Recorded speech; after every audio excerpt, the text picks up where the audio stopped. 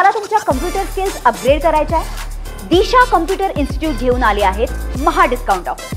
आता कोणताही कोर्स करा फक्त 1800 रुपयांमध्ये। जी आहे भारतातली ती तुटत चाललेली आहे। भारतासारखा भाजपसारखा एवढा मोठा पक्ष आज देशामध्ये कुठलाच नाही आणि भाजपासारखा संघटित पक्ष सुद्धा देशामध्ये कुठलाच नाही असे त्यांनी म्हटले। बरोबर, त्यांनी काय चूक म्हटलंय? आज बघता तुम्ही काय परिस्थिती काय, आज कोणीच कोणाकडे बघत नाहीये, कोणामध्ये एकमत नाहीये। कुठल्याही संसदेमध्ये पार्लमेंटमध्ये सुद्धा त्याचे मतांतर झालेले आहेत, मतांतर झालेले आहेत। कुठल्याही मताने एकमत त्याचं नाही कुठल्याही विषयावर, आणि म्हणून मला वाटतं आता ते छिन्नभिन्न झालेले आहेत। काँग्रेसची अवस्था आपण बघतायत काय झालेली आहे, कुठले धोरण त्यांचं काय हेच कोणाला कळत नाहीये। आणि म्हणून आता भारतीय जनता पक्ष हा एकमेव असा पक्ष आहे देशामध्ये की तो एकटाच अतिशय संघटित आहे, अतिशय चांगलं काम त्यांचं चाललेलं आहे। आमच्या नेत्यांचा अगदी निर्णय जो असतो हा अंतिम आमच्यासाठी या ठिकाणी असतो। आमच्यामध्ये कुठे कुरघोड्या नाही आहेत, भानगडी नाही आहेत, आणि आमचे जे मित्र पक्ष आहेत ते अतिशय प्रामाणिकपणे आमच्या सोबत आहेत।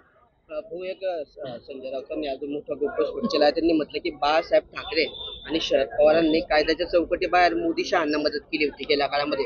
नरकातला स्वर्ग पुस्तक त्यात त्यांनी म्हटलं की जी दंगल घडली होती त्यामध्ये नरेंद्र मोदी आरोपी होते, युपीए सरकारच्या काळात शरद पवारांनी त्यांना मदत केली होती, तर अमित शहा सुद्धा आरोपी होते, त्यांना त्यांच्यासाठी बाळासाहेब ठाकरेंनी फोन केला होता। संजय राऊतांबद्दल काय बोलावं आता, त्याच्यातून कोणीच बोलत नाही, त्याचं कोणी ऐकतही नाही।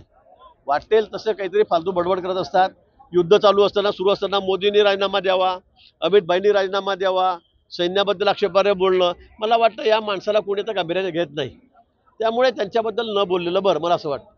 एकनाथ खडसेंनी पालकमंत्री पदावरून टीका केली होती तुमच्यावर। त्यांनी म्हटलं होतं की लाचारपणे मागणी केली जाते, स्वाभिमानाने पालकमंत्री पद मिळालं पाहिजे। आजचा विषय रे, त्यांना म्हणा स्वाभिमान आहे, तुम्ही एकदा निवडून देऊन दाखवा म्हणा ग्रामपंचायतमध्ये तुमच्या गावाच्या, मग तुमचा स्वाभिमान बघू म्हणा आपण।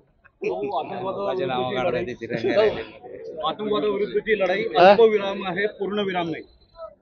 अल्पविराम आहे, पूर्णविराम नाही। अगदी मोदींनी सांगितलंय की आम्ही हे युद्ध थांबवलेलं नाही, संस्थगित केलेलं आहे।